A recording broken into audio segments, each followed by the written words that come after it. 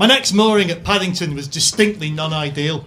I was woken up at 8:15 a.m. by a man undergoing what I imagine must have been some sort of phone interview whilst pacing around directly outside my cabin. Yeah, I heard, I'm absolutely passionate about process. I stuck my head out to tell him that I was too. Soon walked out from my moorings to go and see the area, down the pontoons, past the rows of electric go-boats, a business on tick-over in the heart of winter, over illuminated bridges, past floating gardens of light and reflection, alongside the back of a small Tesco, and quickly past a gym that threatened me with the terrifying prospect of 4,000 unique exercises and more added each month. The waterway is encased within a carapace of flats and offices, quite unknowable from the road that runs just the other side. But this is Paddington, alongside where the condemned were brought to the gallows at Tyburn.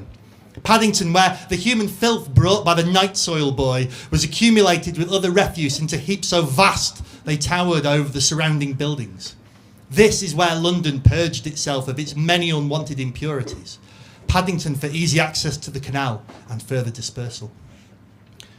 Being the Nightsoil boy does seem to have dropped somewhat out of fashion as a career choice in the Western world. Driven to near extinction by the disciples of Joseph Bazalgette and his brilliant sewage system. I certainly don't recall the careers advisor offering it to me as an option, even though my grades certainly pointed in that kind of direction. I wondered if the London sewers were violently opposed by those who stood to lose out upon their opening. Gangs of wreckers and Luddites storming the confluences, bags of wet wipes and vats of sausage fat in hand.